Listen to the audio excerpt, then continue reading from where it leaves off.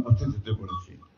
সেই সুযোগ করে দেওয়ার জন্য আপনারা যারা আমার কাছে এখানে আমন্ত্রণ জানিয়েছেন এই মন্দিরের উদ্বোধনী অনুষ্ঠানে, সেই জন্য আপনাদেরকে আন্তরিকভাবে ধন্যবাদ এবং কৃতজ্ঞতা জানাচ্ছি। আমার ছোট ভাই আমার চেয়ে 16 বছরের ছোট, 1 বছর না 16 বছর। তো আমাদের জন্ম এখানে, বেড়ে উঠেছি এখানে। এটা ছিল বিরান ভূমি, একমাত্র হাট ছিল একটা। আর এখানে আমাদের মহেন্দ্রদা আর দারুদার বাসা ছিল এবং তারা এখানে কাঠের কাজ করতেন। আর এখানে মন্দির, কালীবাড়ি মন্দির, একটু ভয়ই পেতাম ছোটবেলা। কালীবাড়ি মন্দিরের ভয় পেতাম এই জন্যে যে অনেক রকম কথা আমার হিন্দু বন্ধুদের কাছ থেকে শুনতে পেতাম, যার পরে কিছুটা ভয় ছিল। এখানে আপনার যে পাঠা বলি হতো, তো এইসব ভেবে তো আমরা যখন ছোট সে সময় আগ্রহ উৎসাহ অনেক বেশি থাকে, মাঝে মাঝে চলে আসতাম, এসে দেখতাম। যে কথাটা ও বলেছে যে ওই যে আপনার মন্দিরের উলুধ্বনিতে সঙ্গে আরেকটা বিষয় থাকে, শাঁখ আর ঘন্টা বাজত। এই ঘন্টাতে কিন্তু আপনার আমাদের সন্ধ্যা পার হতো। তো সম্পর্ক ছিল অত্যন্ত ঘনিষ্ঠ, এই ব্যাপারে কোনো সন্দেহ নাই, কখনোই না। আমি এখনো মনে করি যে আমি এখনো আপনাদেরই একজন। তবে এই আমার একটা অভিযোগ আছে, আমাদের এই যে মঞ্জুদা ছিলে না তুমি, হ্যাঁ সুভাষ, আর এখানকার চিন্তাধারা করে আমাকে কিছুদিন ওনারা দূরে রেখে দিয়েছেন। রাজনীতির সাথে কোনো পাপ না, সবাই যেটা রাজনীতি করবে, তাই না? এখন আমি ভিন্ন রাজনীতি করার কারণে আমাকে দূরে ঠেলে রাখতে হবে, এটা আমি কিছুতেই মেনে নিতে পারিনি। এটা বাস্তবতা, এটা কোনো অভিযোগ করছি না। আমি এই জন্য কথাগুলো বলছি যে আমি আসলে খুব খোলামেলা মনের মানুষ। এখানে আমার বড় দাদা বসে আছেন পাশে, বড়ুদা। আমরা যখন ছোট, একেবারেই ছোট, তখন থেকে ওনাদের পুরো ফ্যামিলির সঙ্গে আমাদের সম্পর্ক। অনেক ঘটনা বলতে গেলে বহু সময় লাগবে, উপায় নেই। এখান থেকে আবার একটু যেতে হবে আমাদেরকে, আপনার আমাদের গির্জায় যেতে হবে। তো আমি শুধু বারবার করে আমার মনে পড়ে আমার ছোটবেলা সেই সময়টার কথা, আমি ভুলতে পারি না। আমি আগে যখন একেবারেই ছোট, আমি তোর বাসায় রাতে থাকতাম না, বাসায় তো কম থাকতাম। আমার পিসি ছিলেন ডক্টর হুরমত আলী চৌধুরী সাহেবের স্ত্রী, একমাত্র বোন আমার বাবার, আসুদের মনে থাকার কথা।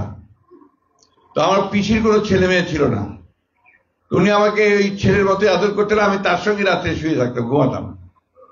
তো ইন এনি কেস, যত রাত্রি হোক, ঝড় হোক, জঞ্জক, আমি তার বাসায় যাবই।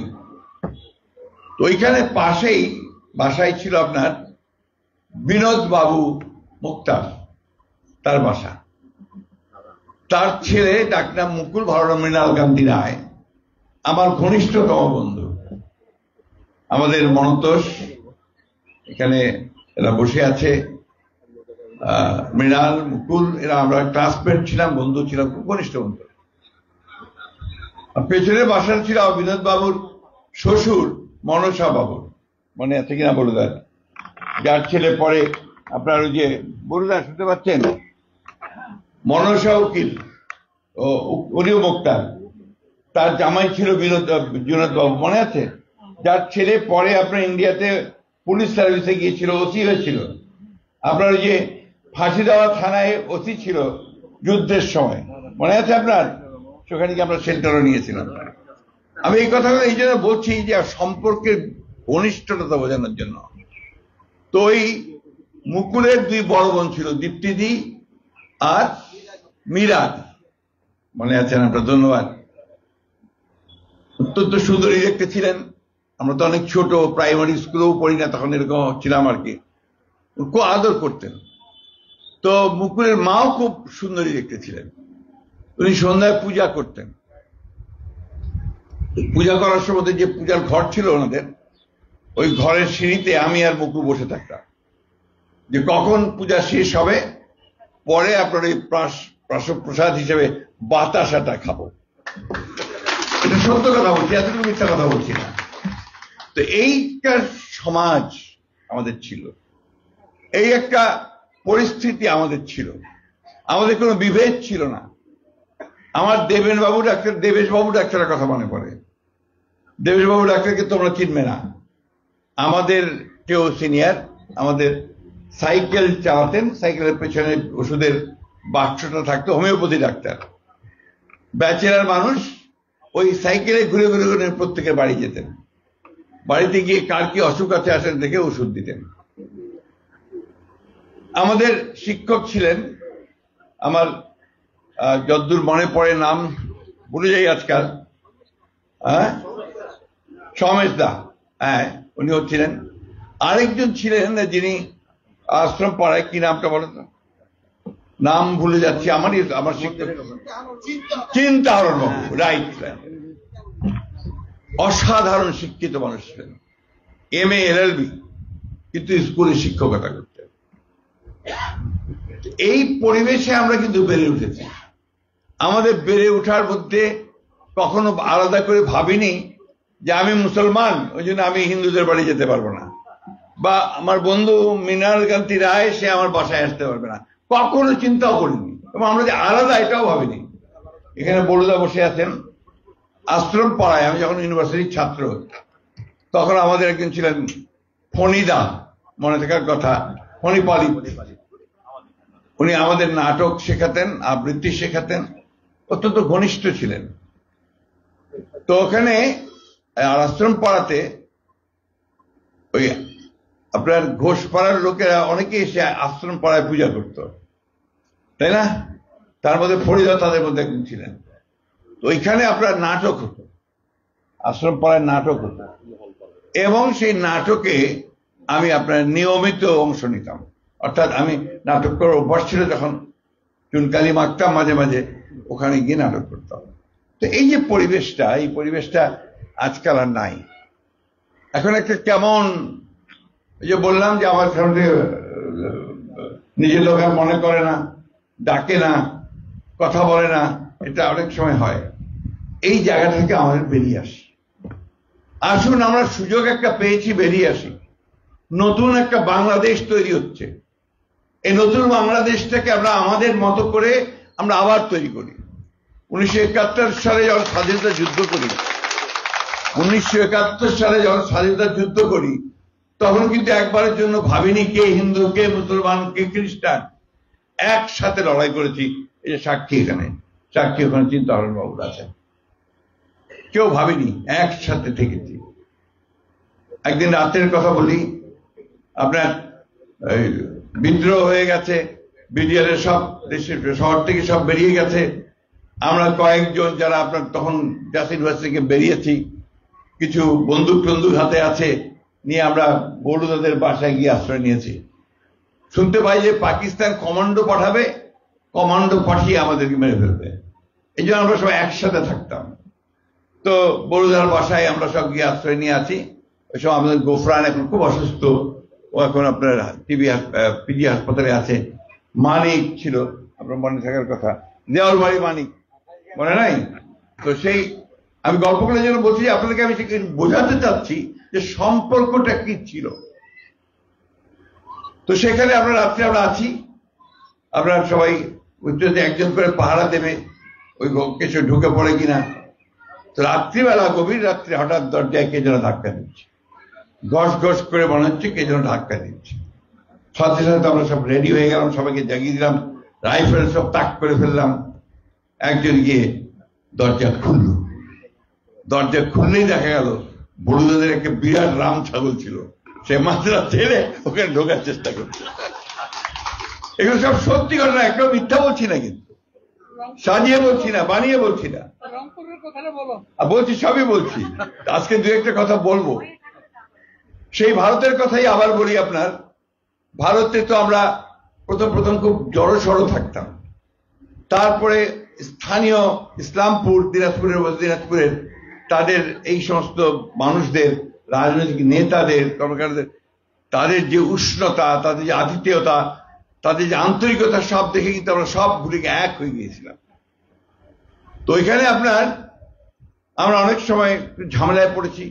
কেউ হয়তো আমাদেরকে একটু বাঁকা কথা বলেছেন, অনেকে হয়তো বলেছেন আপনারা তো মুসলমান, তো ভারতে আসছেন কেন? তো সাথে সাথে বড়ুদা হয়তো সেটা উত্তর দিয়ে দিয়েছেন যে আমরা হিন্দু মুসলমান ভাগ করি না, আমরা স্বাধীনতার যুদ্ধ করছি। আমি একটু বাড়িয়ে বলছি, সত্য ঘটনা বলছি আপনাদেরকে। আপনার স্বাধীনতার পরে আমরা আপনার ওই বড়ুদা আর আমরা রংপুরে গেছি, ক্যান্টনমেন্টে আমাদের গাড়ি টাড়ি সমস্ত আটকে আছে, পাকিস্তান আর্মি নিয়ে চলে গেছে, পাকিস্তান আর্মি ওখান থেকে উদ্ধার করার জন্য আমরা ওইখানে গিয়েছিলাম। রাত্রে হোটেলে থাকতে হয়েছে, হোটেলে থাকবো, বিরক্তিকর ব্যাপার, কোনো কাজ নেই। তো আমি বড়ুদাকে বললাম যে বড়ুদা চলেন একটা সিনেমা দেখি। বড়ুদা আমার চেয়ে বয়সে কিন্তু অনেক বড়, কিন্তু একদম বন্ধুর মতো আমরা থাকতাম বেশিরভাগ সময়। তো বলে সিনেমা দেখবে, চলো যাই। গেলে গিয়ে দেখি প্রত্যেকটা সিনেমা, অনেক সিনেমার নাম মনে নাই, হাউসফুল আর ভিড় প্রচুর। আমি বললাম আর দেখা হবে না, চলেন বড়ুদা ফিরে যাই। বড়ুদা বললেন যে দাঁড়াও, বড়ুদা তখন খুব শক্তিশালী, ফুটবল টিমের, আমাদের ঠাকুরগাঁর টিমের উনি কিন্তু স্ট্রাইকার, তখন অত্যন্ত শক্তিশালী, ল পড়ছেন। তো উনি একজনের উপর মাথার উপর দিয়ে উঠে গিয়ে টিকিট কাউন্টারে গিয়ে টিকিট করে নিয়ে আসলেন এবং আমরা সিনেমা দেখলাম। অনেক অনেক ইতিহাস বলতে গেলে বহু সময় লাগবে, বহু। আমরা মাঝে মাঝে ঝামেলায় পড়েছি, যেমন ঝামেলা হয়েছে, এটা আবার ভারতীয় বন্ধুরা কেউ কিন্তু অত ঝামেলা করতো না, আমাদেরই বাংলাদেশের কিছু কিছু বন্ধু ঝামেলা করতো। কারণ আমি ফ্র্যাঙ্কলি বলি, আমরা আওয়ামী লীগ করতাম না, আমরা তখন মৌলানা ভাসানীর ন্যাশনাল আমি পার্টি করি, ছাত্র ইউনিয়নের। ফলে আওয়ামী লীগের অনেক লোকেরাই, সবাই না, কিছু লোক আমাদেরকে একটু খারাপ চোখে দেখতো বা আপনার ঝামেলা করার চেষ্টা করতো। তো এই ঝামেলা করার চেষ্টা করতে গিয়ে আপনার কাকে যেন বলেছে যে এরা তো আসলে জাসুস, জাসুস বোঝেন, গোয়েন্দা, এরা পাকিস্তানি জাসুস, এই সমস্ত ইনফরমেশন করে আমাদেরকে আমাকে এক রাত্রি ভোরবেলা পুলিশ, ইসলামপুরের পুলিশ আমাকে তুলে নিয়ে গেল, মনে আছে? তো আমাদের যারা বন্ধু বান্ধব ছিলেন তারা সাথে সাথে প্রথম যে জায়গাটা দৌড়ে গেছেন সেটা হচ্ছে বড়ুদার কাছে। আপনার মনে থাকা উচিত, বড়ুদারা থাকেন তারা রামগঞ্জে, ইসলামপুর থেকে একটু দূরে। সাথে সাথেই বড়ুদা উঠে তার লোকজন নিয়ে উনি চলে এসছেন থানায়। মুহূর্তের মধ্যে গোটা ইসলামপুরে খবর হয়ে গেছে যে আলমগীরকে গ্রেফতার করেছে পুলিশ। ইসলামপুরের যত ভালো উকিল ছিলেন তারা সবাই চলে এসছেন, কারণ তারা বেশিরভাগই ঠাকুরগাঁতে একসময় থাকতেন বা ছিলেন। হিমাংশু বাবু ছিলেন, আরো হেমন্ত বাবু ছিলেন। তারা এসে ওসিকে বললেন, ওসি পূরব রায়, নামটা এখনো মনে আছে আমার, বলে যে তাকে। তো পূরব রায় বলে যে দেখেন, এটা ওনাকে আমি হয়েছে, সন্ধ্যার সময় এসপি আসবে, ইন্টেলিজেন্সের লোক আসবে, তারা আপনার কি করবে, ইন্টারোগেশন করবে, তারপরে আপনাদেরকে আমরা বলতে পারবো। তখন এটা বলার, তখন আর ওনারা আমাকে প্রচুর খাওয়ার, পত্রিকা, বই সব পাঠিয়ে দিলেন। এখন আমার মনে আছে সেদিনগুলো, সন্ধ্যার সময় আসলেন আমাকে ইন্টারোগেট করতে, জিজ্ঞাসাবাদ করতে ওখানকার যে এসডিপিও, তারপরে ইন্টেলিজেন্সের মানুষের, তার মধ্যে একজন ছিলেন যিনি ঢাকা বিশ্ববিদ্যালয়ের ছাত্র ছিলেন।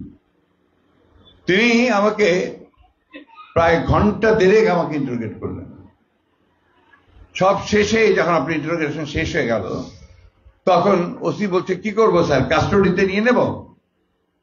তো উনি এক পা জিপে রেখেছেন, যে পায়ে রেখেছেন, বলছে না দরকার নেই, তাকে তুমি প্রতিদিন উনি এখানে দেখা করে যাবেন, মানে টাউন হাজিরা দিতে হবে আর কি। এই সময় বড়ুদারা কিভাবে ঝাঁপিয়ে পড়েছিলেন, একটা দুইটা বেশি অনেক। আমাদের বন্ধু মানিক অ্যারেস্ট হয়ে গেল, আমরা চতুর্দিকে ঘুরে বেড়াচ্ছি তাকে কিভাবে বের করে আনবো। তো শিলিগুড়িতে বোধহয় সম্ভবত আমরা ওই যখন নিয়ে এসছে হিয়ারিং হবে বেইলের ব্যাপারে, তো আমরা ওই কোর্টের চায়ের দোকানে বসে চা খাচ্ছি। তো অন্যান্য উকিলরা যারা আছেন তারা বেশ কৌতূহল নিয়ে দেখে বলুদাকে জিজ্ঞেস করলো যে আপনারা তো জয় বাংলা থেকে এসছেন না? বললেন হ্যাঁ আমরা তো জয় বাংলা থেকে এসছি। তো আপনার নাম কি? বলরাম ঘোষ। ওনার নাম কি? মির্জা আলমগীর। একজন তো হিন্দু, আপনারা একজন মুসলমান, কিন্তু একসাথে ঘুরে আপনারা এক মুসলমান ছেলের বেড়ের জন্য এভাবে কাজ করছেন। তো বলুদা বললেন যে আমরা এই যুদ্ধটা করছি হিন্দু, মুসলমান, বৌদ্ধ, খ্রিস্টান সব একসাথে স্বাধীন বাংলাদেশের। এই সম্পর্ক ছিল, এই সম্পর্ক আছে, এখনো বিশ্বাস করি আমরা। আমি এখনো ঠাকুরকে আসলে আমি অন্তত চেষ্টা করি বলুদার বাসা একবার না একবার যাওয়ার জন্য, অবশ্যই চেষ্টা করি। সেই আন্তরের টান, আমার হৃদয়ের টান, সেটা সবসময় আছে। আমি কখনোই আপনাদেরকে আলাদা করে দেখার চেষ্টাও করিনি, চিন্তাও করিনি। দুর্ভাগ্যজনক ভাবে আমাদের রাজনীতি আমাদেরকে আলাদা করে দেয় মাঝে মাঝে। সেই রাজনীতি আমাদেরকে পরিহার করতে হবে। আমি আজকে বেশি কথা বলবো না, আপনাদের সাথে একটা কথা বলতে চাই। আস্থা রাখবেন, হ্যাভ ফেইথ অন আস। আমরা পারিবারিক ভাবে আপনাদের সঙ্গে ছিলাম, আছি, থাকবো ভবিষ্যতে। আমার বাবা ছিলেন, আমি ছিলাম, আমার ছোট ভাই আছে, আমাদের ভবিষ্যৎ বংশধর থাকবে। কারণ আমরা কখনোই আলাদা করে চিন্তা করিনি। আমরা মনে করি আপনাদের বিপদ আমাদের বিপদ, আমার শান্তি আপনাদের শান্তি, আমার সুখ আপনাদের সুখ, এই চিন্তা ভাবনা করি আমরা। কখনো বিভাজনের রাজনীতি আমরা এখানে করিনি। যাই হোক, আমি বক্তব্য বাড়াবো না। আমি শুধু আপনাদের কাছে এইটুকু অনুরোধ রাখতে চাই যে আজকে আপনারা এই যে মন্দিরের ফলক উন্মোচন তো না, প্রস্তর দেবেন, কোনটা ফলক দেবেন, আমাদের সকলের শ্রদ্ধেয় আমাদের বলরাম গুহ ঠাকুরটা, এবং আপনারা এই মন্দিরকে আপনারা আপনাদের যেন এটা পূর্ণাঙ্গ হয়, এটা আপনারা যেমন সচেতন থাকবেন, এভাবে আমরা অত্যন্ত সজাগ থাকবো, এটাকে যেন কমপ্লিট করা যায়। 2 নম্বর হচ্ছে যে একটা কথা পরিষ্কার করে আমরা বারবার করে বলছি, এই কথাটা বলতে চাচ্ছি এই জন্যে যে আমরা বিশ্বাস করি যে প্রত্যেকটা মানুষ হচ্ছে বাংলাদেশে, যা বাংলাদেশের জন্ম, তার হচ্ছে বাংলাদেশের নাগরিক, তার পুরো অধিকার আছে, সম্পূর্ণ অধিকার আছে। আপনারা কখনোই নিজেদেরকে ছোট মনে করবেন না, আউটসাইডার মনে করবেন না। আপনারা সবসময় মনে করবেন যে মাই ল্যান্ড, আমার জন্মভূমি, আমার অধিকার আছে এখানে। এর ভালো মন্দ আপনার ভিন্ন রাজনীতি করার অধিকার আছে, অন্য দল করবেন সে অধিকারও আছে, এটা আপনার অধিকার। আমরা এটা বিশ্বাস করি, এবং আপনার ওই অধিকারকে রক্ষা করার জন্য প্রয়োজনে আমরা জীবন দিতেও প্রস্তুত। আর ওটাই হচ্ছে গণতন্ত্র। সহনশীলতা, পরামর্শ সহিষ্ণুতা, এই জিনিসগুলো আমাদেরকে আরো বেশি করে সামনের দিকে নিয়ে যেতে হবে। আমরা এখানে প্রায় সবাই, আমি যা দেখছি, সবাই স্কুল শিক্ষিকা অথবা আপনার শিক্ষক এবং শিক্ষিত মানুষ। আসুন রবি ঠাকুরের একটা গানের কথাই মনে করে দিই আপনাকে। আমার একটা বদনাম আছে আমার পার্টিতে, আমি যে প্রায় নাকি রবি ঠাকুরের কথা বলি। আসলে আমি মনে করি যে হি ইজ এ ফিলসফি, তার প্রতিটি চারিদিকে দেখো চাহি, হৃদয় প্রসারী, ক্ষুদ্র দুঃখ সবই তুচ্ছ মানি। হৃদয়টাকে প্রসারিত করতে হবে, চারদিকে তাকে দেখতে হবে, ভালোবাসতে হবে, মানুষকে ভালোবেসে এগিয়ে যেতে হবে। এই কাজটা যদি আমরা না করতে পারি, তাহলে আজকের এই যুগে আমরা কিন্তু যুগের সঙ্গে তাল মিলিয়ে চলতে পারবো না। খুব ষড়যন্ত্র হয় প্রতি মুহূর্তে, আপনাদের মাথা খারাপ করে দিচ্ছে আমি জানি। এই যে আপনার ফেসবুক, সোশ্যাল মিডিয়া প্রতি মুহূর্তে মাথা খারাপ করে দিচ্ছে, এমন এমন কথা বলে, এমন এমন লেখে। আরো কিছু কিছু মানুষ আছেন যারা এমন ভাবে উস্কানি দেন যে সবাই বিভ্রান্ত হয়ে পড়ে। আমি কিন্তু ফেসবুক করি না, দেখিও না, আমি সোশ্যাল মিডিয়া দেখি না, কারণ আমি জানি যে তারা সমাজকে অস্থির করার চেষ্টা করছেন, আমার মধ্যে বিভাজন সৃষ্টি করার চেষ্টা করছেন। এই বিভাজনে আমি অন্তত আপনার বিভ্রান্ত হবার লোক নই। মা বোনেরা, ভাইয়েরা, আমরা আমাদের দেশকে আমরা সুন্দর করে গড়ে তুলি সবাই। আমরা চেষ্টা করি, সমস্যা তো থাকবে, সেই সমস্যাকে আমাদেরকে উত্তরণ করতে হবে। আর আপনাদেরকে বলি, আপনারা একটু বুকে জোর আনেন, শক্তি আনেন। আমার এখনো মনে আছে, বড়দের মনে থাকে কথা, তখন আমাদের সরকার ছিল, বেগমজি একবার এখানে রাত্রে এসছে, রাত্রে ছিলেন, মনে আছে আপনার? প্রধানমন্ত্রী সার্কিট হাউস উদ্বোধন করতে আসলেন। তা আমরা হিন্দু সম্প্রদায়ের প্রায় 110 জন নেতাকে সেখানে ওনার সঙ্গে দেখা করার ব্যবস্থা করলাম। প্রায় ঘন্টা 2 আলোচনা হলো, বড়দাও ছিলেন সেখানে। সব শেষে বড়দা বক্তব্য রাখলেন। দেখার পরে উনি তো অনেক কথা বলেছেন, উনি বললেন যে আপনাকে আমি মন্ত্রী করব, কালকে আপনি ঢাকায় আসেন, আপনি মন্ত্রী হন। কারণ আপনি যে কথাগুলো বলেন এই কথাগুলো আমাদেরকে কেউ বলে না, আপনাদের তরফ থেকে তো কোনো কথা আসে না। তো আপনি আসেন, কথা বলেন, দেখেন আমরা কি করি। এই যে একটা বাস্তবতা, এই বাস্তবতা আপনাদেরকে আমি সেই জন্যই বলছি যে আমরা এখানে একই বৃন্তে এই দুটো ফুল, আমরা যেন সবাই একসাথেই বাস করতে পারি। এখানে যে আশু বসে আছে, ও আমার বন্ধু মনতেশের ছোট ভাই, খুব ভালো ফুটবল খেলতো, খুবই ইকবালের বন্ধু।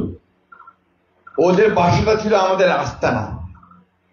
ওই মনতেশের ঘরে আমরা প্রচুর আড্ডা মারতাম, আর মাঝে মাঝেই ওই যে মালাই, ওদের তো মিষ্টির দোকান ছিল, সবচেয়ে সর ওর মা পাঠিয়ে দিত, আমরা সেটা খেতাম।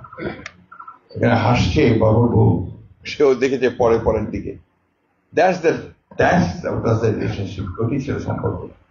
এই সম্পর্কটা আমরা আসেন না, আমরা সবাই আবার তৈরি করি, আমরা চেষ্টা করি, আমরা সবাই মিলে এরকম একটা চমৎকার একটা সমাজ গড়ে তুলি, যেখানে হিন্দু মুসলমান বৌদ্ধ খ্রিস্টান কোনো ভেদাভেদ থাকবে না। আমরা মানুষ হিসেবে সবাই থাকবো এবং বাংলাদেশের নাগরিক হিসেবে থাকবো, বাংলাদেশি হিসেবে থাকবো। এভাবেই আমরা এগিয়ে যাই। আমি বক্তব্য বাড়াবো না, আপনারা ভালো থাকেন, সুস্থ থাকেন এবং নিশ্চিন্ত থাকেন যে এই ঠাকুরগাঁয়ে, আর সব বাংলাদেশের কথা আমি না বলে শুধু ঠাকুরের কথা বলছি, আমাদের শেষ রক্তবিন্দু থাকতো আমরা আপনাদের পাশে আছি, থাকবো, ভবিষ্যতে থাকবো। ধন্যবাদ সকলকে, আবারও সকলকে আদাব এবং নমস্কার।